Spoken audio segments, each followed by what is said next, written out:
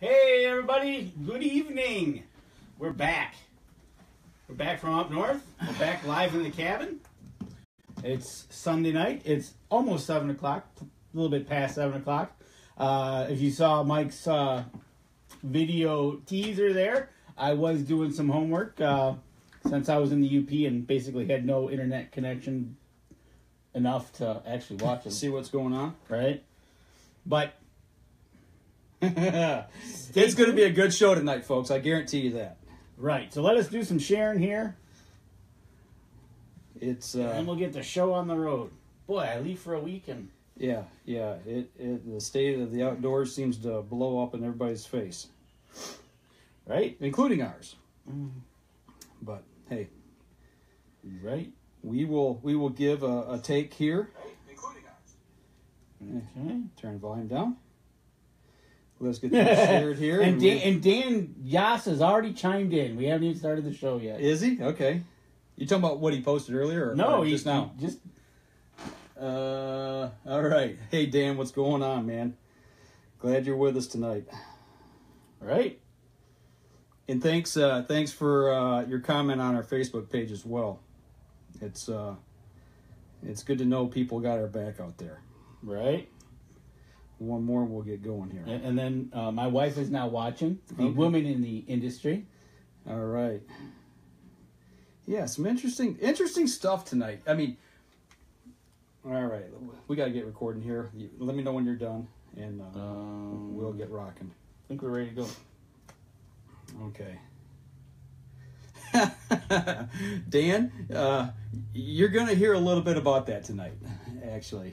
So get the popcorn, get your adult beverages, sit back, put your feet up, and we'll get rocking. You ready, Dan? Oh, and there's another comment already.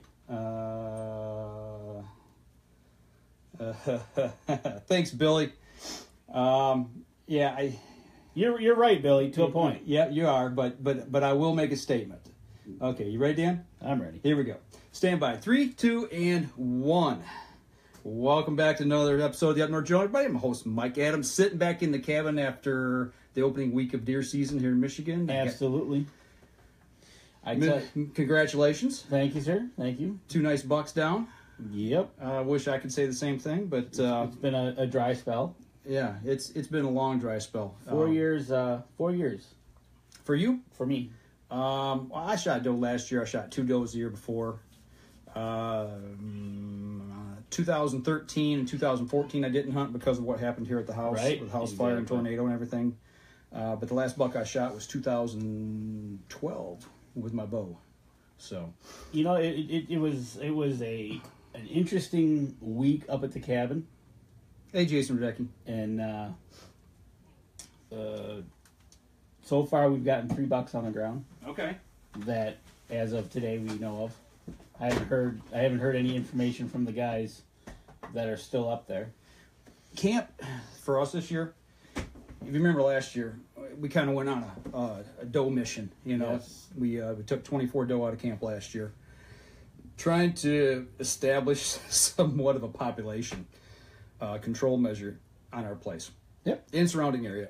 1 buck was shot this year when I left after the 3rd day of camp, and I haven't heard anything today, which was day 4. 4 doe down, no bucks. Still no bucks.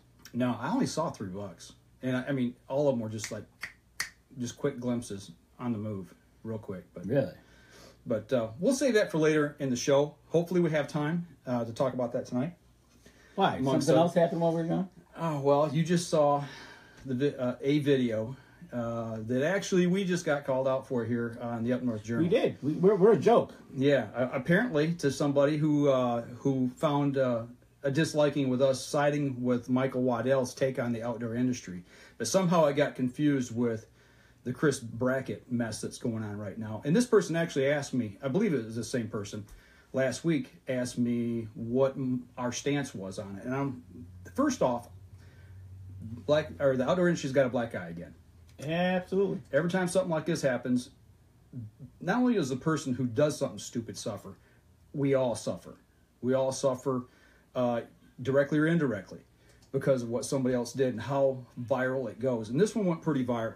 if you guys don't know what we're talking about, just get on Facebook and talk to a few people about what happened with some video from Chris Brackett. And I didn't want to give my take on this because there's been enough people out there. Everybody's got their take. Lighten it up. And what is my take going to do? What side of the fence do I stand on? If what has been presented, if it's actually true, then he needs to feel the full weight of whatever laws he has broken and pay the fines, restitution, and whatever's coming to him is coming to him, just like anybody else. And he admitted it. He did admit it. He admitted it, said I was wrong. Yep. And then, okay, so now face the consequences. Face the consequences. Face the music, and that goes with the law. That goes with the people who used to watch your show or maybe still do, your fans. It also goes with your sponsors, of losing sponsorship. Well, you've got a responsibility to not only yourself, but the fans and your sponsors. And that's what he did. He sent out the videos came out. Mm-hmm. He came out with an apology. Yep. And that's where it ended. Yep. Then Michael Waddell comes out with a statement about the hunting industry itself in general, but also has a notation of Chris Brackett in it. Yeah, he framed it around what happened because of what's been going on. Exactly. And he even admitted in the video that him and Chris has not seen eye to eye before and almost came to blows. And like he said, he was the Southern guy and Chris was the hard rock guy. And there's everybody's in this that can hunt is from A to Z. Yeah, in full disclosure, we did interview him. We had him on the show. That was a long time. That was 6 years ago, 7 years ago, maybe. It's been a long time. Right. That was. It's back when we were running a full team, and that would so have that been was probably 9 or 10. Somewhere around 8, 9, or 10. Yeah, probably 2009, 2010, somewhere in there. But I don't get. I take personally what was said online because it associated me with sticking up for him and what happened. Number one, we see video. He admitted to what he did. So if he's admitting to it, then it's true. Then it did happen in Indiana. The only thing I can say is that was my first question. Is this in Indiana? What does the person who posted this, what is this rift between the two? And is he just saying it was Indiana? Why does it come out that happened in 13, 14? 3-4 years later. So that'd be 3-4 years later. Why did it come out now? There's something that's going on behind the scenes. Now, the other video, we don't know, with him cussing out and getting into it with the cameraman. Okay, religious views aside, I have my own religious views. I don't put them out here on the show. I hold them to between me and God himself. You and I have had this talk before. This show is about hunting, fishing, the outdoors, getting kids involved, new people. That's what we do. That's right. He wants to put his out there. That's fine. That's his prerogative. If you want to judge him about what he did and what he said to somebody, that's your prerogative. I don't care. That's right. We don't know what happened before that. We don't know. Did that cameraman drop a $5,000 camera and break it right before that hunt? We don't know. We don't know what set up and led to that moment. And I'm not sticking up for Chris. Right, exactly. I'm just saying. We don't know. We only know a moment in time. Whatever, how many minutes that video was. Yeah, it was a short clip. That rant. Yep. We don't know the beginning of it, and we don't know the ending of it. We don't know what happened either. Yeah.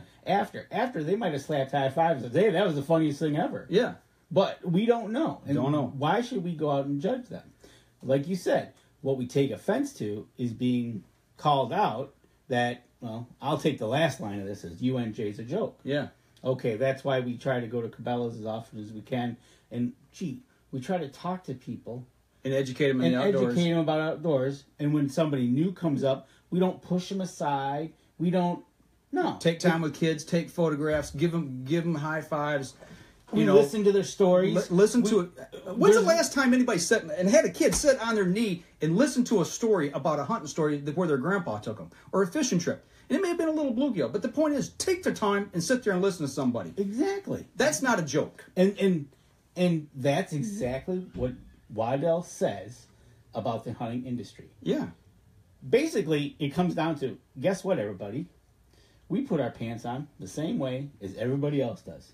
Mm-hmm. Sometimes right, left, sometimes left leg first. Whichever, but you put your pants on first, one leg at a time. I think you guys in the UP put yours on left leg. No, first. actually what we do is we stand on the top bunk. And you jump into And them? we jump into them. Do you hit the light switch on the way down? That's for a past episode. Right. So, see, hey, we're joking, so he must be a joke. exactly. And he is, for all intents and purposes, dead on. Yeah. He goes, we go out and we do what we do, but also we go out, we do what we do. We hang out at Cabela's, we hang out at any shows we go to. We take the time to be with and guess what? I'll be the first to admit that when we had this at Cabela's, where a gentleman came in and kind of schooled us on what he did. Yeah. And said, I learned stuff. I'm out for that. So, calling us a joke, that you're going to hear it. Yeah. Oh, well. That one thing is just, is reality. And don't put yourself above reality. And the reality is, we're losing hunters. And we can't afford to lose hunters. And fishermen, people in the kids in the outdoors. Well, outdoors people. You know what? Prime example. This weekend, I was sitting at deer camp. And one evening, I don't know if I think it's the first evening, maybe it was the night before the opener. And me and one of the guys at camp, one of our newer guys there, started talking about it. And he said, that's the problem. He said, we're not going to have kids up here, our kids up here, if we don't get them up here and get them outside before they want to get on their phones or tablets or whatever. He said, all these kids want to do is sit and be instantly gratified off the computer. And he said, it's hard when you... And we were talking, and it kind of led into deer management. We're talking about, we got too many deer on the property. We're overbrowsed. We don't have enough food for them, and all those dynamics. And he's like, well, but if we start taking deer off the property and we're not seeing as many every time we set out, he said, we're not going to keep the kids engaged. And I'm like, you know what? That's where you start them young, and you teach them from a young age and get them into the outdoors. Get them out in there into the soil, help them with a food plot, picking up sticks and clearing a field, or maybe going out squirrel hunting and teaching them about the differences of the animals and how they interact with one another. Why are we cutting this tree down? What's wrong with it, Pawpaw? Because it's got a disease. We need to take care of it. There's more to hunting than pulling the trigger on a stinking animal. Exactly. Or setting the hook on one. Exactly. It's a lot of it goes to the times you don't see a thing. That was me this week. You if you're sitting with somebody, take those opportune times to be with that person. I've seen a lot of posts about I miss my dad hunting and matter of fact, this popped up on my memories thing on Facebook 4 years ago today when I shot my 6-point. Yep. My dad was at camp. Yep. Right? So it's like that 6-point that I got is probably the best 6-point, best deer I'll ever get. How that all just worked out. It'll be with you until the day you pass. Because he helped me gut it. He did everything. But it's just one of those moments in time that's a memory. And that's what we make memories. And then you go ahead and you share those with around the campfire. Just like you guys did with what we did. So then we take that and we go from there. We go into the stores. We go into wherever even we're out hunting. I was out turkey hunting this year. Talked to a first-time hunter. Yep. Him and his the person with him both got jakes. Yep. I passed on the jakes, and they just went down to his side of the field and they got them. But it was all right. I'm okay with that. I'm not throwing my gun into the woods screaming, what did you do that for? No. Hey. It's all good. It's all good. Yep. So... we're talking about the video from Waddell. Go to our page or just Google it, on Facebook and watch. It's 20 minutes. But I tell you, there's so many nuggets in that 20 minutes. We're sitting here and I'm like, yep, see, yep. Because you can relate to it. I mean, things throughout my life that my grandfather taught me, that my dad taught me. Now that I taught my kids, and now that I'm going to be teaching my grandson at some point. Like you said, people in the stores, or things you learn going to workshops and learning these things so you can educate yourself to be able to be better out in the field and give back. It ain't about what you take, it's about what you give back. Right. And tell you the truth, this year, I put the most time into the property this year, and I was fortunate enough to take $2 this year. So it was like, You know, at the end of the year so far, I'm feeling pretty good about myself. My Right. hard work Paid off. paid off. Yep. It's the reward you get for the work you put in, and you don't always get those rewards. Right. And now, okay, so now let's take that on. There's a person up at camp right now. He's looking to get his first buck. Right on. And he's got the combo tag, so he has to shoot something 3 or better. Okay. On a sight. He doesn't have a regular, which is fine. But we talked to him. I said, okay, we are sitting over this plot of land. Yep. Okay. Let's adjust your blind. I tried to help him out. I said, adjust here, do this. And he was sticking out. I said, we can put you in a different spot. There's other spots we're seeing deer. Right. You know, it's not like we've seen a 5-point, but we're trying to help him get his first buck. To get to that point where he can enjoy that. Right, Yep. exactly. Because once you get your first one, that's like setting the hook. Yep. You know, and there was a lot of years I went without before I even got a deer at all. Mm-hmm. You know, and then I finally got a doe. Mm-hmm. Okay, it wasn't not that big of a doe, but you know, you got one. I got one. Yeah. And you know, but it's like we're helping him, and I hope he's going to be up there for the rest of this week. So I hope he ends up getting one. And he's toughing it out on this 40 that he's gonna get a buck to come through. And I said, you'll probably get a traveler right now coming through. They're kind of chasing, they're not kind of chasing. It's one of those deals. But yeah, that was after I got my deer, my first one. I was more worried about where he was sitting, and said, okay, let's get him a deer. Right. Your focus changed. You're thinking about other people. You know, like you said, you put in the hard work. You were able to reap those rewards, and then as soon as you do, boom, you're trying to help somebody else. Right, exactly. You know? And that's the give part. And that's kind of where I was at. You know, at camp, talking to sharing information with people in our own camp. You know, it's like, okay, well, I've seen this, or I've seen that. You know, no, I didn't see that one. You know, have you thought about this? Have you tried that? Different things, different strategies, because you know we were in the same situation up there. Nobody was seeing anything. It was horrible. You had some interesting weather. It rained all day opening day. You know, I tell you what, we're running up on our first break here. We'll come back. I want to wrap up this talk about all this stuff going on in the outdoors on Facebook page right now. Let's wrap that up, and then we'll come back. We got time. We'll try to wrap up and talk about our season. So we'll be right back after this. Hey, Logan, what's going on, man? It's good to see you on. We'll be cruising here for the second segment here. Let me save this one. Yeah, save this one, and we'll get on to the second segment. Hope everybody's deer season's going well for them. Okay, 1 second here. It's been weird. We haven't been here in 2 weeks. I almost forgot what we got to do, you know? Oh, that's kind of scary. Yeah. All right. Here we go. Stand by. 3, 2, 1. Welcome back. Second segment of the show. Let's kind of wrap this thing up. I don't want to sit here and talk about this whole show because right now I'm really angry. I take things personally, and I shouldn't, because I know I don't agree with everybody's hunting style out there. They don't agree with mine, but I tend to wear my heart on my shirt sleeve because I believe so strongly in the things that I'm doing, that I'm trying to do in the right way. When I see something like this that happened with Brackett, I do get angry. I get upset. It's just like, not again. I can't believe we're facing this again. And then all the things that we try to do and try to do the right way, and then we get called out for being associated with something that's I don't even know where that came from. I don't know why.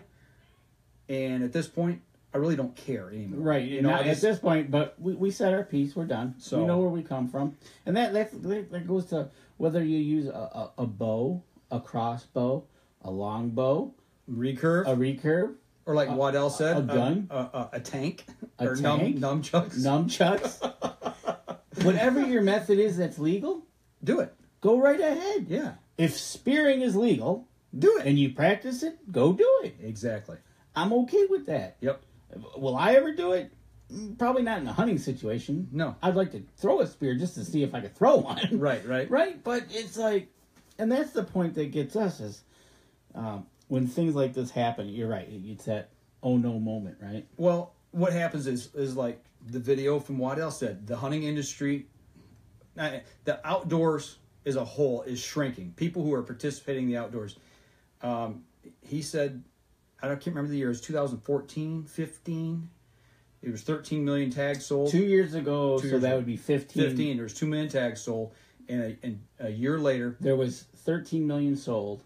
13 million. It's down 2 million now. It's down 2 million now. So, and that's not him pulling numbers out of his butt. It's from the Homeland Interiors, I think. Yeah, Department of Interiors. There you go. That's checks tag sales Right. across the United States. So yeah. So and we're losing people, and instead of losing people and bickering amongst one another, we need to be encouraging people and supporting all forms of hunting and fishing in the outdoors. Right. And trapping. And Tim, I'm going to butcher your last name, Tim. Tim Cias. Good luck on your West Virginia tomorrow. And you're right. No matter the situation, the outdoor industry will always have a bullseye on it. Tim, I believe, is a Mossy Oak Pro staffer out of West Virginia. He is. Good luck to you, Tim. But you're right. And he's right.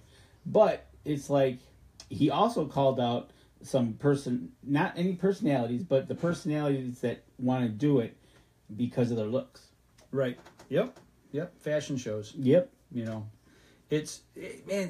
I keep going back to his rant. That 20 minutes. It was just, to me, it was powerful. It was very good. It basically made everybody, hunters, trappers, fishermen, campers, hikers, whoever partakes in the outdoors, along with the people who work in the outdoors. He basically called all of us out and said, we're a team. We're on the same team here. Take what's been given to us, cherish it, pass it along to the next generation, and take care of it. And some, the Waddells, the Jordans, you can name all of the big hitters, Fitzgeralds. Some have been given more of a platform to be able to be seen more often. Yep. And talked about. Yep. But that doesn't stop a neighbor bringing out another neighbor's to take them out hunting. That right. It's we're all on the same team. Yeah. Waddell's platform's a little bit taller than a lot of people. T-Bone, those guys, all those guys have a platform, and they're just hunters. Yep. But when you put on that platform, you have more responsibility. And what did he say? Was he the thing that he hates the most? The same thing we hate the most is be called, "Oh, you're a professional." No, I'm not. No, I'm a hunter. Yeah, we're all hunters. We're all hunters. There's no professional hunter, you know. I know that's what they call people over in the guides over in Africa. They're called PHs and professional hunters. But we're talking about here in the United States. We're all hunters, you know. We've been given a platform by you, the listeners, and the people who are watching the live stream. You have given us the platform because you engage with us every week on the show. You know, we've got people on right now watching and commenting. Right. Hey, Tammy. Yep, leave it better than you found it. Absolutely. You know, you have given us the opportunity to be able to talk to you every week. Yep. And share our experiences and the things and we screw up. You know, we're not perfect. You know, I mean, no, I didn't go out and smoke 2 deer in Indiana like somebody did. But the point is, we're not perfect. And we screw up too. And what he also said was knowing the game laws. Mm-hmm. And know your game laws. He had a couple instances where in Kansas, you only take one buck. Yep. He shot an 8-point, and a bigger one came out 2 seconds after he shot the first one. Oh, but he can't. Yep. But if he's in Georgia, he can. Where you can shoot 2 bucks, he would have gladly shot 2 of them. Yep. So you gotta know the game laws, fly straight, do what's right, and you know, do everything to the best of your ability to do things the right way. Right. And represent yourself and the outdoors in a positive light. And really, that's about all I want to say about this. You know what? And we're going to keep doing what we do. Yeah. Whether you call us a joke or not, you know. So I do. I hope this person does respond back because I'd like to, for my own sake, I'd just like to know where that whole take comes from. You know. Right. I don't need validation from anybody. Nope. I just want to know why. I mean, what was that thrown out there for? Yeah, I don't get it. No. I don't get it. But so moving along. Deer season. Yeah, it was a tough week, man. We had rain all day opening day. It started raining at 10 o'clock the night before. I got to camp at 9. It started raining at 10, and it poured until after dark the next night. Really? Yeah, and I think you posted a picture of your weather situation, and it was pretty dreary. Yeah. Well, and then it turned to snow at one point, one day during the week. But yeah, I want to say thanks to one of our guys at Camp Joe who give me a ride out every morning on his little UTV. Okay. Yeah, Those are great things. Him and his daughter, they hunt 2 sections behind me. Okay. And I was like, would you mind giving me a ride out to my stand or out to my area, please? Right. So I can don't have to walk a mile in the rain, in the storm. Right. Exactly. Do you sit out all day or do you come in for lunch? That's a good question. Does it depend on what's going on? It really depends on what's going on. So the thought, okay. So let's talk about yours before we get into mine, because mine 3 days. Okay. All day, every day. I was in the stand 12 hours. Well, to be truthful, 11 hours and 30 minutes. Probably 6 to 5:30. 6 to 5:30. Yeah. Yep. 6 to 5:30. You know, and two of the first night actually he picked me up on the trail going back in. I kind of timed that one just about right. Because it was raining. It was raining. Yeah. But the last 2 nights I walked all the way in because there's a field. We call it our guest field. Okay. It's not really anybody's particular area to hunt, but we plan it, and if you want to hunt, you hunt it. And I walked up on the field right at dark to see if I could see anything. But it was too dark to even shoot. I just wanted to see if I could see some deer. Okay. But no, I did. I spent 11 and a half hours in stand 3 days in a row. And the first day I saw 1 deer. Really? Yeah, and the only reason I seen it is because I had to actually get up and go outside to use the nearest facilities? Little Boy's Tree. Yes. And, you get up, you're blind, you look around, you're trying to make sure there's no deer around. After it was pouring down rain, I'm like, there ain't going to be a deer. I opened the door and then bang, 40 yards behind me, dead behind me was one. And it ran off. That's one deer I saw that day. Really? I did see a skunk. I did see a black squirrel, and that was it. You did see the skunk? Yeah, a different one. Yeah, we're covered up in them this year. I don't know what it is. Matter of fact, that's kind of funny you said that, because outside our cabin, we smelled the skunk, and I'm like, oh well, boy. I posted the video of the one outside the lodge. Right? The second night. He was out there right between the lodge and the lake, so he was doing his thing. But that was first day, so nothing to report. Second day, I get out, and sitting in the blind, I got there right around 6 o'clock, and about 6:30, it gets to that point. It's an overcast day, so it's going to break daylight just a little bit later. And I'm looking off to my right, and I got there's that little short chute that runs off my blind on that lower field. Okay. And the deer like to cross there because it's not but about 30 yards across that opening to get from one patch of woods to the next. So I'm looking at it, and I'm like, man, there's something dark there moving. So grabbed my binoculars, had my vortex, boom. I could see the deer. It was buck. He had headgear up, and he went behind a tree. And then I started moving just a little bit, trying to pick him up, see where he's going to come out at. Right. And got the rifle. Couldn't see the crosshairs. Really? It was still that dark. It's still that dark. But he disappeared. I seen him just for maybe 5, 6, 7 seconds. It was pretty quick. Right, just identify as a buck with a rack. Yeah, and he looked like he had some pretty good headgear on him. So he books off, and I seen other deer during the day. There was a doe that did cross the field, and I got to see her for about 20, 30 seconds. She had 2 other ones with her. And I'm like, old doe, do I shoot, do I not shoot? No rain today. I'm hoping, we're going to have a little snow later on. I'm hoping that we get a buck cruising it. I just don't want to shoot one right now. Okay, yeah. So I'll let her cruise through. That's the only shooter doe that I saw those 3 days. Anyway, towards 3 o'clock, about 3 o'clock in the afternoon, actually back up a little bit. About 11 o'clock, I said, I'm going to go check trail cams. I was going to talk about this the last show we had. This little card reader you can see here on the live stream. It's from Wild Game View. I've got Browning cameras, and when I purchased this, I wanted a card reader. I had the Bone View, but I gave it to my dad. And I needed something.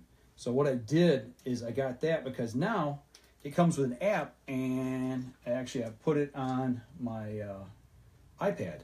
So now I carry my iPad in my backpack, plug that in, put the card in, download, have them all organized, and I can look at my all my trail cam photos on my iPad. Cool. Makes it a lot easier. But yeah, this little dude here, it works. It works for the Browns. It works for the Moultrie. It worked for Bushnell cameras. Those are the 3 that I have. Mostly Brownings, but yeah, it works. It's great, and it's got a little ring. I keep my key to my lock for Your cameras. Yeah, so it worked really well. So I was gonna go check trail cams, and I did a little walk around, went through the swamp, went over, pulled a camera on a buddy of mine's field that I've been watching for him, and came back. And I got back into the stand probably about an hour and a half later. Just took a nice slow walk. Slow stroll. Yeah, slow stalk, just seeing what I could see. And it all of a sudden became a big, huge snow squall come through. Oh. And it was wet. It was heavy snow, blowing. You could barely see. And I'm like, this is not good. So I hunkered down next to a pine tree, put my hood up, and just sat and waited, until it got done, got up, went and got my other camera, got back to the blind. Sat down, and that was probably, 12:30, 1 o'clock. By 2 or 3 o'clock, I'm looking at the far end of the field. And if you remember, I wrapped that field with Border Patrol. Mm-hmm, yep. Well, at the far end of the field, it's 175 yards away. And I'm just watching along the line, and the deer have been running behind the Border Patrol. They've been using it as a block to get around the field, and to kind of peek, it makes them come through to peek into the field. All of a sudden, all I see is a big rack running Really? behind the grass. That's all I could see, running behind the grass. Not really running, but trotting behind the grass. You couldn't see to shoot anything. You couldn't see the body. Couldn't. What a tease. Yeah, I was just like, really? And I seen 11 deer that day, total. So that was day 2. Day 3, I saw 2. One was a buck. He came in at that short end of the field again, stuck his head through the Border Patrol like a kid at a crosswalk, and looks left, looks right, looks left, and turned around and went back in. Really? He's looking for does. Yep, that's exactly what he's doing. He's a little 4 or 6 point. He wasn't real big, but that was it, man. And I saw a button buck at dark. That was it. That was it, man. Wow. It wasn't good, man. It rained that whole first day. The wind did blow a lot that second day, Whoa. and the snow came down. And then the third day, it was perfect. No wind, cold, no rain. It was cloudy. Sun come out a couple times. And I'm sitting there the whole day, just like, okay, anytime. You kind of cue the deer, right? Yeah, but I wasn't the only one. Nobody at our camp was seeing deer. I talked to landowners around us. We were on our co-op page, our Facebook page, and we comment back. Nobody else was seeing deer, and nobody was shooting deer. I heard 5 gunshots the first day, 5 the second day, and I think 5 or 6 is the third day. Really? Just no shooting. I mean, Jeez. it's. I don't get it. You talk about putting work in, and all the work we put in this year up there, in my field that I did, and I had my buddy AJ come up and help plant. Right. We planted that field twice. Dude, they decimated our fields. Our fields are it's down to dirt. I had grow cages up, so I know we had plant material growing. The deer still hitting them, and they're walking right down the aisles, or the planted rows, and they're just mowing. So they're there, because that's not just one deer. No. And I've got trail cam photos of them, eating on the fields. But come hunting season, they all went to Florida. I've got a suspicion. We think we kind of know some of what's going on. Part of it is there are surrounding landowners who do bring bait up. Yep. There's been several of them that's been caught. And matter of fact, there was more caught this year that I found out about yesterday. Okay. And our camp manager calls it the yo-yo effect. So about the middle of September, the 1st of October, they start getting sucked off of the food plots because all the little goodies are put out that they don't normally get. Right. And that's what we're battling. So. And then when those goodies are gone, they come back. Yeah. Imagine how that works, right? So that, and I think going nocturnal, a little nocturnal. Because when I pull cards, I did see more photos at night than I did during the day. Because you're putting all those people into the woods. Yep, that's part of it. But actually, we only had five hunters at camp, 5 members at camp this year. Oh, really? Yeah, and there was 4 of them had another person with them, so there was 9 people hunting in the field on 640 acres. And only 2 does, 4 does by the time I left. Okay, so 4 does by yesterday. Yeah, I left after the morning hunt, and I didn't hunt in the morning. Actually, I had a meeting at around the corner for the Okay, yep. that wildlife research center that we're working on. So we had a meeting there, talked with a couple other co-ops, and they said the same thing. They're dealing with the same issues. So it's area wide. Wow, that's pretty wild. It is. So, You know, it just goes to show you what a week or from a month ago, or what you seen in September, or what you seen in August. right. You know, and you put all the work in. You know, it was frustrating. At the same time, I'm sitting there, and I'm thinking, how lucky am I? How lucky am I that my dad took and passed this on to me? Right. And I've got the Right. opportunity. I've got the opportunity to hunt in a playground, you know, and work the soil and plant trees and do all the things that I do up there and fish and you know. And there's people that would love to go hunting, but like Waddell said in his video, they work 60 and 70 hours a week, scraping enough money to put their kids through college or pay the bills, and then hope they can get a weekend off to go hunt. Or you're trying to raise a family and make sure that the family gets to the practices or to the events they need to get to, because you know you're working all those hours and you're trying to divvy up time, and then the time for the outdoors gets there. It's but hours. Yeah. Well, and it goes back to, you know, it's like I don't need to kill deer to validate myself. You know, I get enjoyment out of working the soil. I get enjoyment out of, you know, working through problems we've got at camp and figuring things out and trying to make it better for my kids, my grandkids. You know, I've not shot a ton of deer in my life. I shot enough to be happy. Right, exactly. And then you're at a point where if you see somebody else get one, hey, it's cool. That's yes, absolutely. And that's no joke. We're gonna step outside, take our next break. We'll be right back after this. How'd you like that one? That was good. That was good. As we come back, we'll hear Danny's take on. But you know what? My season's not done yet. No, I am not done by any stretch of the imagination. Still got another opportunity coming. So another opportunity. 4:39.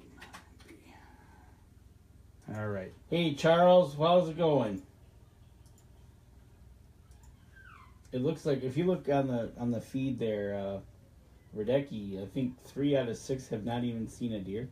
Wow, that's crazy. And he's right around the corner from you. Hey, Charles Penrod. That is Chuck Crow's cousin, I believe, in Ohio. They shoot big bucks down there. Big bucks. Hey, Colton, what's going on, man? Okay, here we go. Stand by in 3, 2, and 1. Third segment of the show. Talking deer hunting. You still got the fur going on. I haven't shaved yet either. No shave November, remember? I shaved before I went up. You did. You shaved it. You freaking shaved your head, dude. Yeah, I did. Oh, yeah. You still got it? Wow, It's coming back. Yeah, it's growing back. I had enough, man. I couldn't take it no more. It's driving me nuts. There you go. During bow season when I was up there and I had all my scent gear on, sitting in a tree stand and everything was tight. It's like my head itched, you know. The hair was too long, so I cut it off, man. Had enough. I get it. Oh, yeah, you are correct about Charles. Hopefully, you guys are shooting some big deer down there this year. So what else went on at your camp? What else went on at my camp? We had a skunk that came up close. That was excitement for night 2, so that was good. I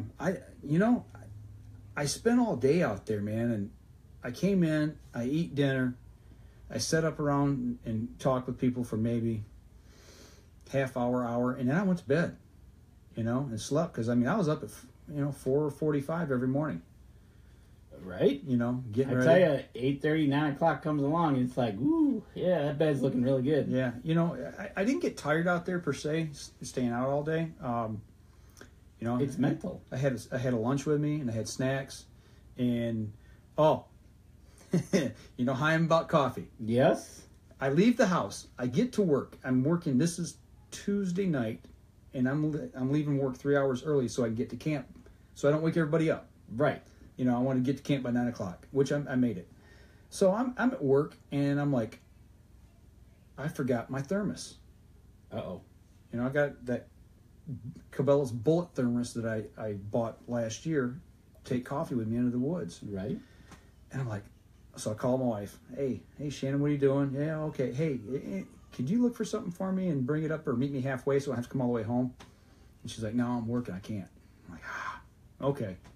So I think to myself, I can stop at Cabela's on the way up north. So I stopped at Saginaw Cabela's. Oh, yes. And you want to talk about hard to find? They didn't have a lot of thermoses, but they did have the same one that I have here at home. Oh, yeah, okay. So yeah, I bought, so now I got 2. Now you got 2. So yeah, I had my coffee. There you go. Now you're good. Yeah, and I spaced it out. I had my lunch at noon, and then I'd eat breakfast and be out the door by 6, and get to UTV. I'd literally in the blind by 6:05. Right. Every morning. And then at 8 o'clock, I'd eat a snack. 10 o'clock, I'd eat a snack. I'd eat lunch at noon. Eat a snack at 2. Eat a snack at 4, and then 5:30. You're heading back because dinner will for be dinner. on. Yeah, and it worked out really good. I mean, you know what? If you low impact. Yeah, if you pace yourselves Yeah. and you stretch it out and you're having the right snacks, you're good. Yeah, I had trail mix and granola bar for snacks, and had the coffee, and it all worked out good. The only issues I had was the third day in the blind. It's cold. I'll light the heater a little bit and tickle the heat on, and Right.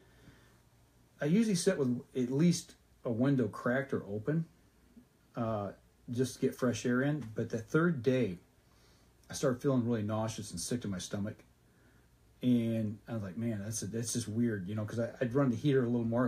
It was a little chillier that day. Opened 2 windows, and leaned over, got a good breath of fresh air, and turned the heater off, and I felt better. So, you know what? Carbon monoxide poisoning, folks, is no joke. No, it's not. Not at all. My blinds are not airtight, and I'm telling you, man, I felt it. Right, exactly. No, that is no joke. That starts coming on, man. Good thing you realize that and open some windows up. But yeah, other than that, I did play on my phone. Oh, hang on. Where's it at? I gotta show you guys something. All right. So we'll let Mike slip over there in his chair, and he'll come back, and because he was playing on his phone while hunting. I did stop Monday. Monday, I bought this. It looks like a cell phone. It's a battery. Yes. It's a portable battery. It's an extended life battery, and it's 10,000 milliamps. I thought the little ones I got, they might charge my phone about 3/4 of the way. Okay. I've heard that these will give you 3 or 4 charges, full charges. Okay. So I had this. I had my phone plugged in. I had internet. I didn't sit on the phone all day, but this did help pass the time. Being able to charge your phone. Back in the day, you'd grab a magazine or something. You'd be out there thumbing through magazines. One of the guys reads a book. If you read the book, now if you got internet service, you can do the internet. Well, the thing that I really enjoyed with that is I was keeping track of wind conditions. Oh yeah, okay. Storms that were rolling in. I knew what was coming. I mean, and you just kind of get mentally prepared for what's coming that day. As you're out there. Right, and that's the thing. Where I was sitting, my cell service was nil to none. Okay. So I could get out a text, and that's probably about my extent of it. Okay. So, but you had that. That's cool. That's a good deal. So yeah, 2 little gadgets. I mean, I paid this card reader was the Android's $20. The iPhone is $30. Okay. It is a little more, or maybe 40, 30 or 40. I can't remember. But I'm telling you, with my iPad, that is the way to check. Golden, eh? Way to check trail cams with cards. And then this little gizmo, the battery deal here, I got that at Menards for $15. Okay. And it works great. Absolutely. I had one of those too that I was running with my phone as well. So took some pictures, took some video, with my phone. Didn't take my regular camera in the field. This year I've kind of felt what you and I do with video should be about setup and maybe after the fact. The hunt is it's too dang cumbersome and too dang hard to really sit and try to run a camera and hunt at the same time. It's very tough. Turkey season would be a little different story, but with deer hunting, I did it in the tree stand because I had the camera arm maybe a little more self-contained. But if you're in a box blind, you're tight anyway. Setting up a tripod and a camera just doesn't work. Yeah, and then trying to swing a rifle. It gets tight, especially when the deer doesn't want to cooperate. Right on. So. And I had some friends visit me. Did you? Yeah. The third day, the mice showed back Oh, up. excellent. Yeah. One ran across my boot. Sweet. Did you give him some granola? No, I didn't give him nothing. No, I didn't feed him. Come on, what kind of conservation are you? You're supposed to help the wildlife. Yeah, well, I planted the whole field. They can go out and eat. So, Tell you. So yeah, that's really about it. There's nothing exciting, nothing earth shattering.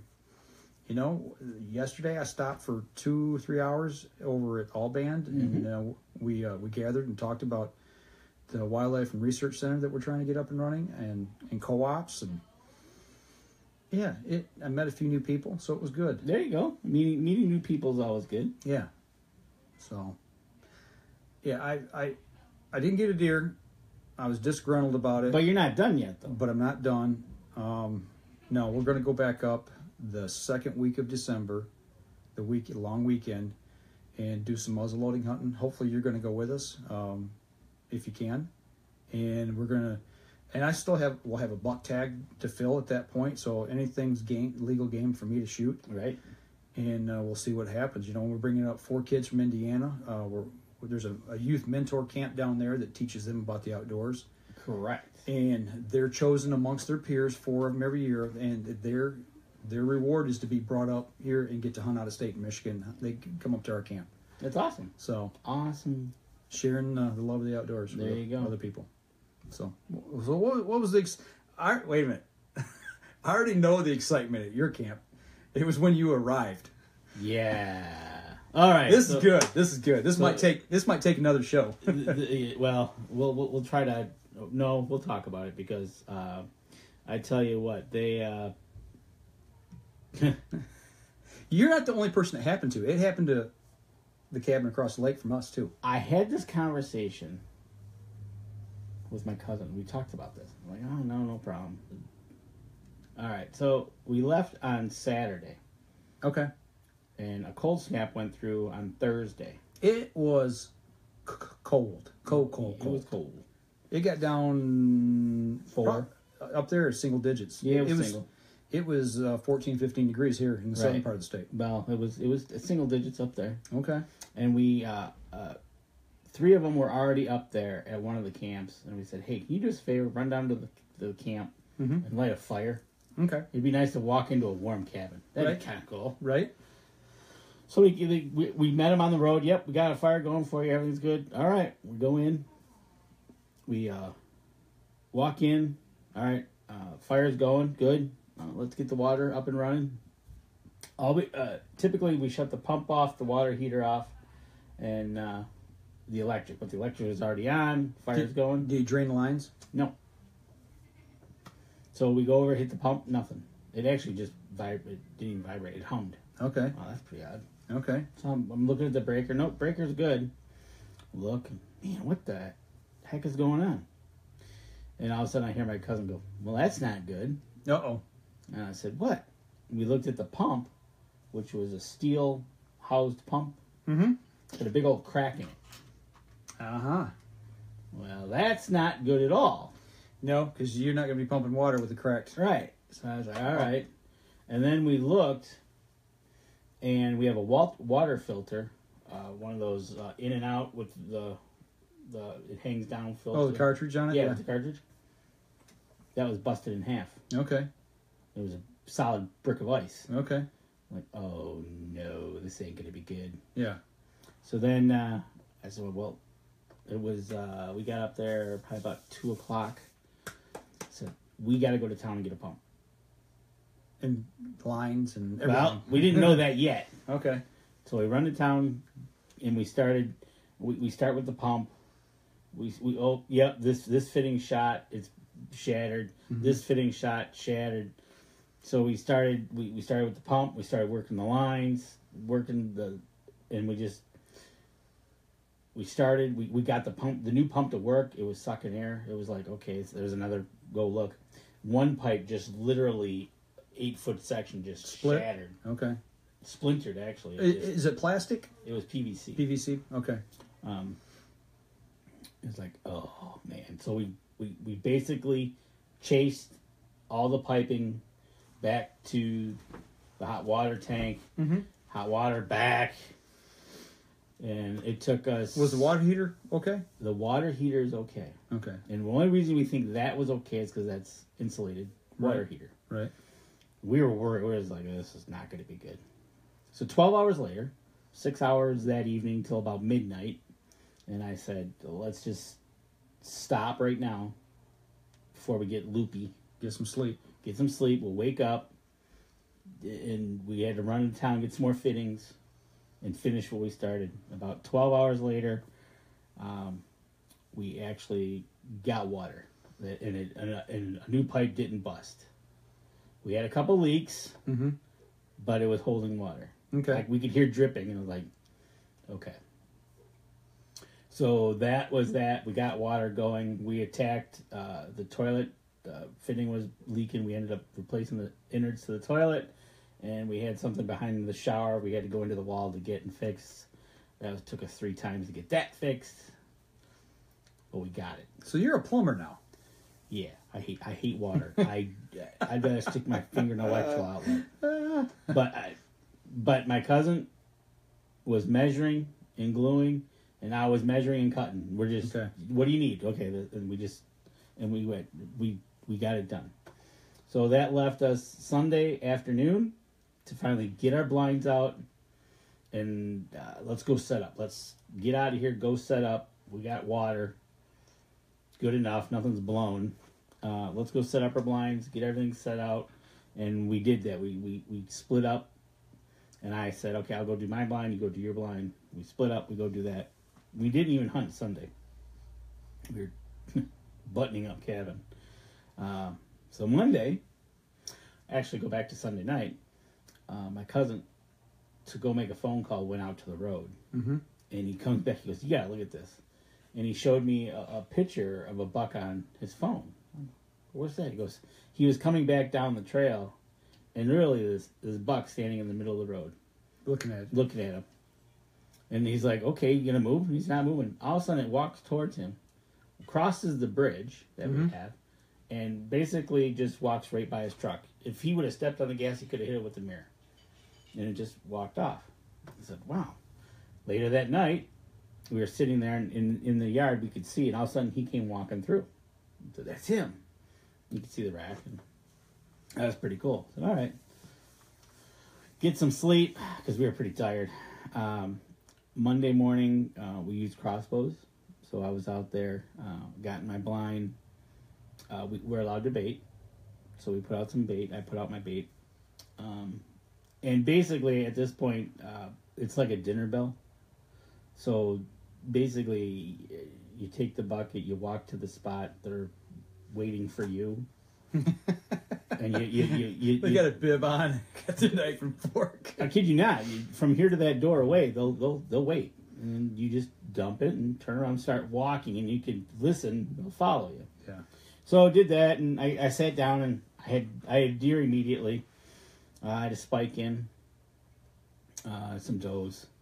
I had 3 deer in, and then all of a sudden, I was shooting the crossbow, and I had a little open window to my left, and the doe picks her heads up and looks that way, and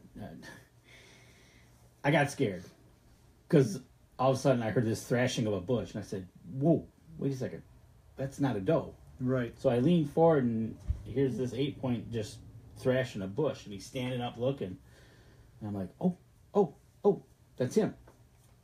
So I get ready. I got the crossbow up, and he's gonna walk through either one window opening or get to the other one. Well, he starts quartering away. I said, "Oh no, you don't." So I let it fly. I put it into the to his side, and I hate to say it, but that is a great sound when you hear that thwack. And it was loud because he was if he was 15 yards, that was probably the max. Maybe I'd say 20 at the most. Okay. And it hit him hard, and he took off, tail down. He ran through a tree. The snow came off the tree, and then he went into the swamp. It's like, all right, cool. So I waited. I said, all right, enough of that waiting. I gotta go find some blood. And I found the blood. I went, and it's okay, he's around here. He ran through this tree. I kind of looped around the tree, and I found a speck of blood. And I was just about to the edge of the swamp, and I looked down, and he had made it to the bottom of the hill, and that's where he was. If it was 30 yards. All right. So he's laying there, and I'm like, yes. So I texted my cousin. I said, big buck down. He goes, well, you want to get it now? I said, you know what? No, I'll take care of it. We'll get him at breakfast. Because usually for bow, we just hunt like a morning hunt, take care of business, and then get back out for an evening. Okay. So I got my knife, got my license, tagged him. Then I gutted him. I ended up catching him in the back, and then putting it up into the front shoulder. Okay. So I was using the T3s. Okay. And those things are nice. You can go, like I said, 30 yards. And I was using the Black Eagle Executioner bolts. Bolts. Okay. And I walked up to him, and I see the arrow sticking out of him, and I slide it out. I slide it out. And I'm missing the front end. Okay. And I'm like, okay. So It's now inside. I've got a broadhead in here somewhere. So I said, oh, I'm going to take my time with this one. And literally I did. I started from the middle and worked back, got all taken care of. I was like, okay, and I haven't gotten into anything yet. And then I started up. I could feel in his rib where I think it got to the wall, but it didn't go through. Yeah. And I'm like, I pulled out the lungs, pulled out the heart, and I'm looking, and I'm like, I can't find this broadhead. And I'm like tiptoeing through, Right. because I don't want to grab it, and I never did find it. You didn't? No, I don't know where it's at. I looked in the lungs, I looked in the heart. I clipped the top lung going through. I'm like, so unless it got lodged up into his neck, right. But when I was up there cutting the windpipe, I didn't feel it. So stay tuned. Interesting. Yeah. Now, did you process that deer yourself, or did you No. drop it off? I dropped it off at our local place up the street. Yeah, he might find it for you. Yeah, he might. I'll probably hear about it. So that was Monday morning, 7:30. Okay.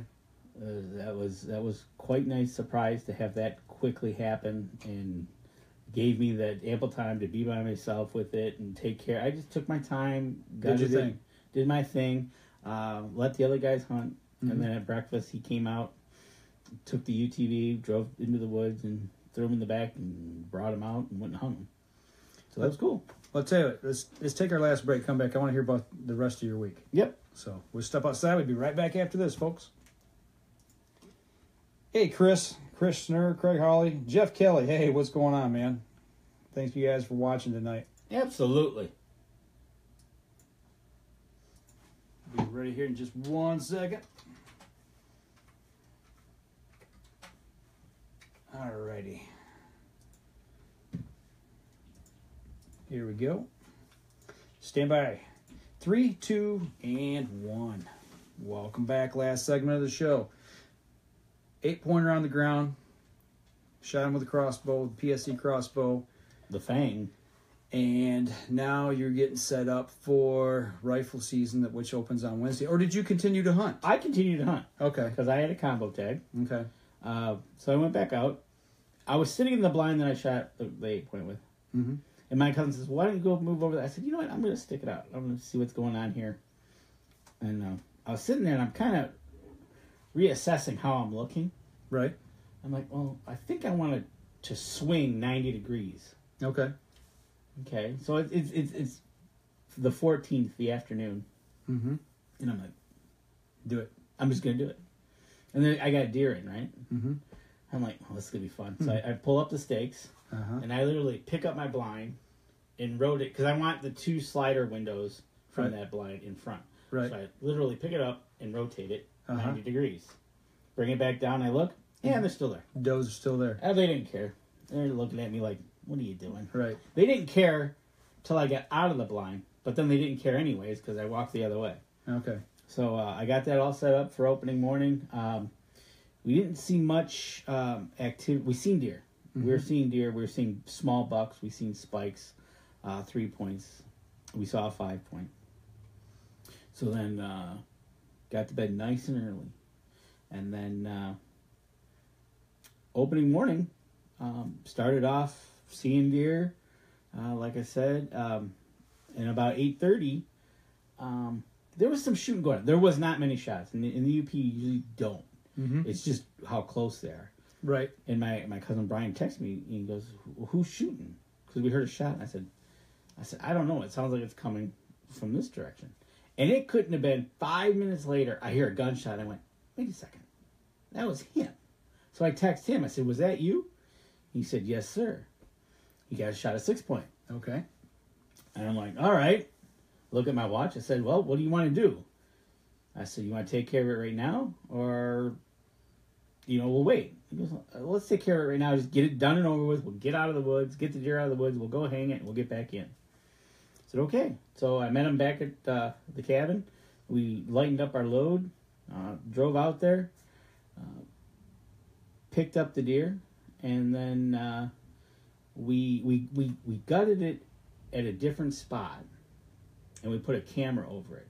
Okay. And we were trying to get coyotes or wolves on it. I got you. Only thing we got on that was Ravens. Ravens. I was gonna say ravens. Yeah, they were which surprised us actually. Yeah. So by 9:30, 10 o'clock opening morning, he had a 6-point. We had it hanging in the barn. I said, all right, let's get back out there. Now, like I talked before earlier, Dan, who was hunting, I texted and said, hey, you want to move that blind? Let's move it now. Mm-hmm. Okay. So I put on my orange and I went off and I helped him move his blind sitting there. Okay, so I'm moving his blind 50 yards deeper into thicker cover, kind of to hide the blind a little bit better. Mm-hmm. I grab a chair and a bucket and I start walking, and I look back and he's breaking down the blind. It was the doghouse, the big round circle. Okay. Yep. I said, just break it down to that and just carry it through the woods. You only Right. need 50 yards. So I'm at the spot where I want him to come. I look back, and here comes a spike. Real tall spike comes walking right between us. Just walking right between us. Your deer up there are not scared of you guys. Okay. And all of a sudden I whistle. And all of a sudden Dan looks, and he turns around and just walks back. It's okay. So now Dan brings the blind over to us. Mm-hmm. We get everything over. All of a sudden, we're standing there, and a doe comes in. Right behind him is that spike. And the doe goes exactly where I said, we're going to put the bait over there. That's the spot we use. And this doe is standing there looking at us. And the spike's off to our left. Really? So he's setting up the blind. He's going to put a camera up. I grab the bucket, and I start walking towards this doe. Gonna feed her out of the pail? Dude, I kid you not. I went to the spot. She moved off about 15 yards. I threw an apple at her. She went after the apple. And we dumped it. He put up the camera. We walked back, which was probably about 40 yards to the blind. Mm-hmm. She just comes moseying on in. So he did not. He had a picture of a 6-point that he took with his phone. Okay. He couldn't shoot it with his bow, but he got a phone picture with it. So he was watching that. I said, okay, so that's the deer he was really after. So that was opening day. We had a 6-point on the ground till in the morning. And I helped move a blind. I said, okay, you're ready to go. Mm-hmm. See you later. So I head back. I put on the rest of my gear, and I go sit down probably about 1 o'clock. And so I sat down, and deer started coming in right away. And I'm like, okay.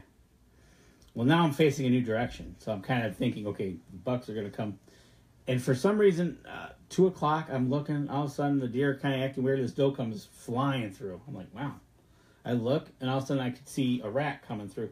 But I for some reason, I thought it was a spike. Mm-hmm. But then I saw the forks, and I'm like, wait, whoa. So I grabbed the binoculars. I put it up in one window, and I count 4 on one side. I saw the broad tines. That's what I was looking for. I said, oh, whoa, hold on, I can shoot this one. Right. So I put those down, grab my gun, and I swing my gun up through the window, and I look, and I see this deer standing there that's a doe. And he's behind her. I'm like, oh, man. Move. I'm like, okay, come on, dude. You got to move a little to the right. And he moved a little bit, and I shot. And he stood there. I'm like, looking through the scope, and I said, I think I hit him. He's quartering away again. Another quartering away shot. I said, man, what the heck did I do? I said, all right, I shot him again. And, well, this time I hit him, and he just dropped. I said, okay. Text my cousin. I got another one. He goes, what'd you get? I said, it's either a 7 or an 8. So I went over there, and he was laying there, and it was an 8-pointer, smaller than my first one. And I said, he goes, what do you want to do? I said, don't worry about it. I'll take care of it. We'll pick him up at night. And I shot him in the first shot, I shot him in the shoulder. I broke his shoulder, but I don't think I went into the cavity. Because it looks like an exit wound on the front side of the shoulder. Because his leg is broken when I'm gutting him. I'm like, wow. Well, the second shot I put in the back of his neck, and that was the end of that. So by the end of the first day, we had 2 bucks down, and I was tagged out. So I was quite ecstatic. Tagged out. That's got to feel good. Yes, it does feel good. And we got him hanging in the barn, and it felt good. It did. It was like, really? That's 4 deer off your property this year.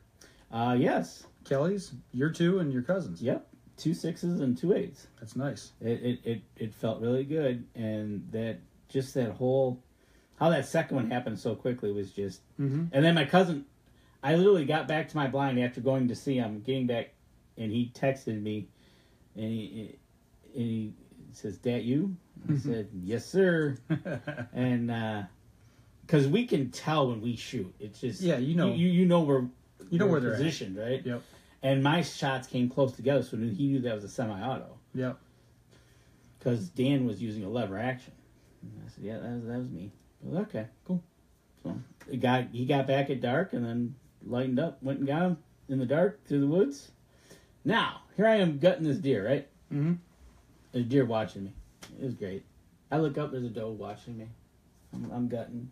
I remember the first deer I ever killed. I was 17, hunting up Wolverine, Michigan, up in Otsego County, and it was run with a big bull elk. And back then you couldn't hunt elk. Elk weren't scared of you. And after I shot that deer, that elk stayed there and hung around as I'm gutting it out. Looking at me. I had to actually take cover behind a tree a little bit there because he started pawing around and shaking his antlers. Yeah. That kind of freaked me out. I mean, 17-year-old kid. That was the first elk I'd ever seen in the wild, and here he is. He's all ticked off because I shot his little buddy. Yeah, you did. So yeah, that's that one right there. Oh, okay. Yeah, sweet. Back a couple moons ago. Yeah. So that was end of opening night, and the weather was Monday, Tuesday was snow ground but foggy. Yeah. Then it got windy on opening night. When me and my cousin went out on Thursday, I went and sat with him. I took the camera. I was going to go sit with him. We had to go find his blind. Really? Blew away? Yeah, it blew away. Did you find it? Yes, it was about 40 yards east.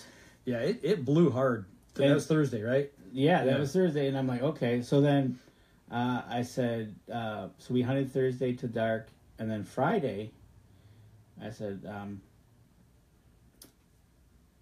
he's gonna hunt the morning. I'm gonna sleep in, and then I'll go pack in my blind. Well, my blind was MIA kind of as well, but it got caught into a couple trees. Oh, nice. So it didn't go far. But then the snow started falling, and it was actually Friday would have been an awesome. He was seeing a lot of action. Yeah. Friday morning, but he was only hunting till the morning, and then we're gonna start going through and doing our cleanup and getting out of camp. Yep, getting ready to leave on Saturday morning. So we packed up the trailer, went down and got the deer, and we were ready to go. But Thursday it blew hard. I remember I heard a limb crack. I'm sitting in the blind, and then I heard it crash, and I heard the big boom when it hit the ground. And it startled you. It's like, man, I'm glad it didn't hit the top of the hut, right. But I'm looking around, I couldn't find it. But I did look at the far end of the field, and it looked like a freshly broken off tree. Okay, yeah. This big around. Oh, jeez.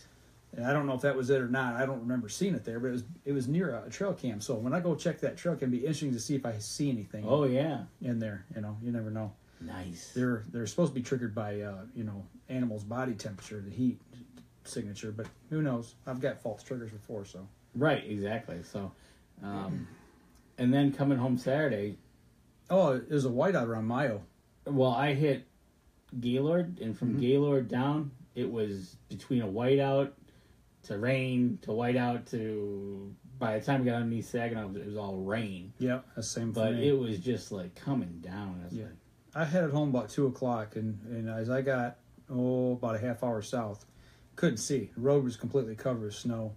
It was coming down. That's the first time I drove the Jeep in the snow, so I was, kind of tenderfooting it a little bit, checking it out, making sure I was okay. Right, and that we were bringing home a trailer, so it was like, okay, we were watching the temperature on the truck, and it went from like 39 down to 33, went back up. I was like, geez, oh, Pete.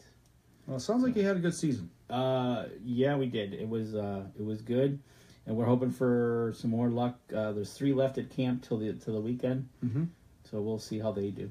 Yeah, it'd be interesting to see what happens at our camp this week. As the hours clicked off, as I was sitting staring, and somebody said, "Well, how'd you do today?" I said, "Well, I stared the bark right off trees." There you go. You're just sitting there glued, and you're doing this back and forth for 12 hours.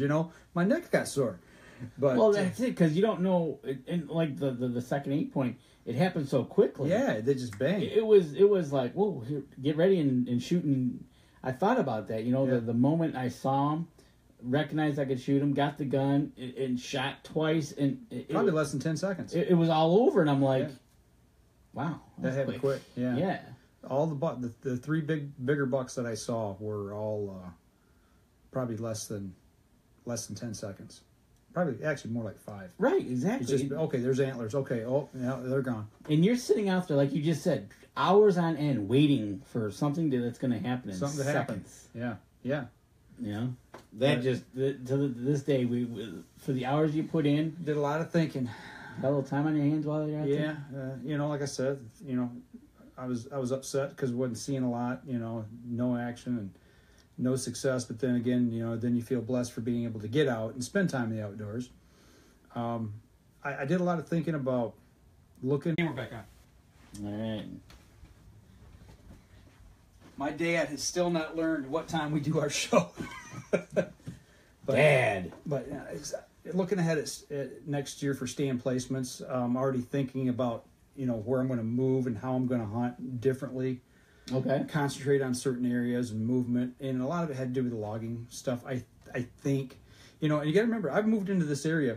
This is only my second full season, right? Hunting this section of the property, and I'm still trying to figure it out. And that was a true statement for us as well, because we just had it logged this year. Yeah, same for you. So it was like, okay, where are these deer going to be moving? Right. My cousin Brian shifted his spot, and it paid off. It kind of figured out how watching the edges. Yeah. He was actually in the field watching the edge of the field, watching the edge of the woods. Yeah. For me, my spot really didn't change over there because it's more of a funnel along the edge of the swamp. Yeah. Daniel's spot over there was kind of the same thing. Where are these deer going to change to a little bit? So, but like you said, that's the second year for you. This is the first year coming off the logging project. Probably it's going to change again next year, a little bit. Well, and another thing that's changed for me, it's changed over the years.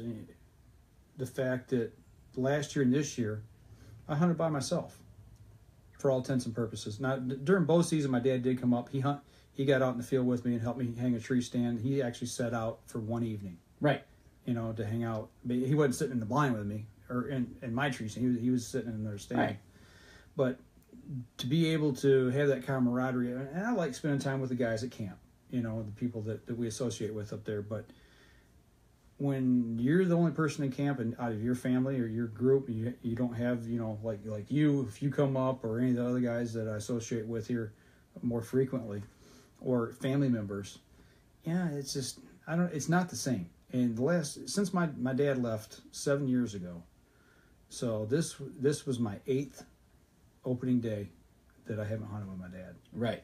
and it gets to me, you know. Okay. It's a little, like I said, when you're sitting in a blind 3 days for 12 hours, you know, you got everything staring the bark off the trees. Yeah, you got everything from thinking about what we're going to talk about on the podcast to wondering what your kids are doing in school to wondering if they're going to get home safely, you know, or, you know, hey, I got bills I got to pay when I get home. We're thinking about next year, right? Meeting with people, figuring out what our schedule is going to be, and then you know you think, man, I don't know how Dad's doing. You know, I wonder what he's up to today.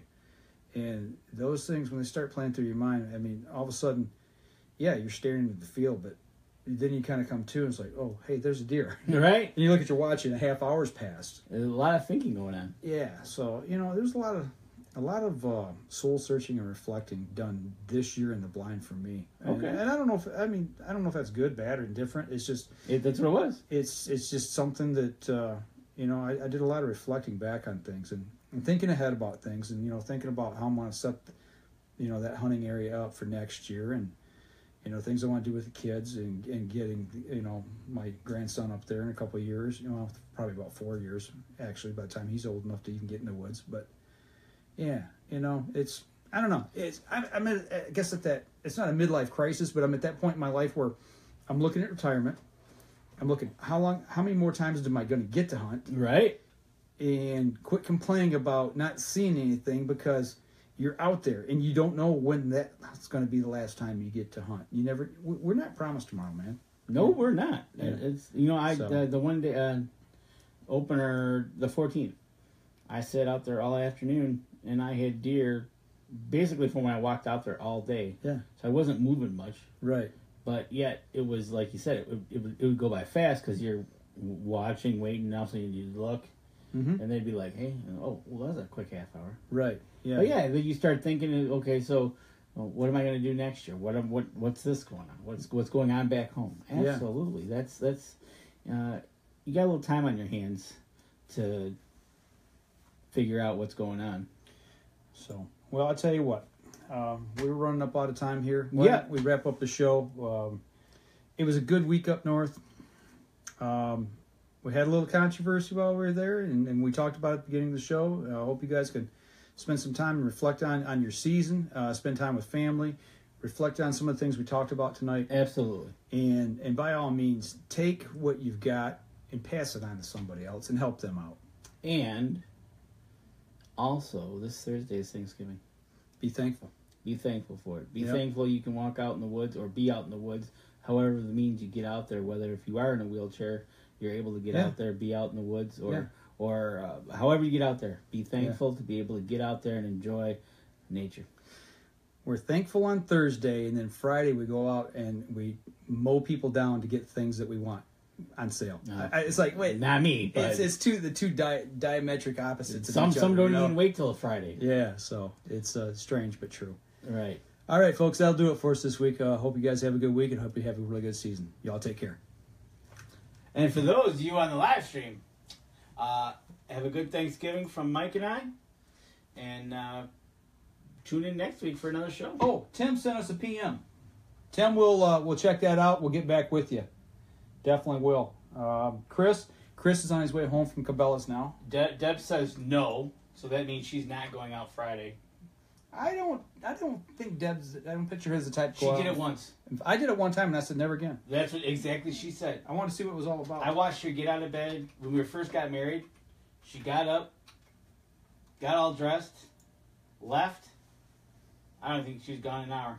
She was all mad, and whatever it was sold out, and got back into bed. Yeah. Never done that again. Right. All right, y'all. You have a good week. You might see us pop up on Facebook throughout the week. My kids are coming home from college, and we're gonna get out and try to do some stuff this week. Won't be hunting, but me and the boys, I think we're gonna get out, try to throw some disc golf. There you go. So they enjoy that, and yeah. So. All right, everybody. Take care. We'll see you next week.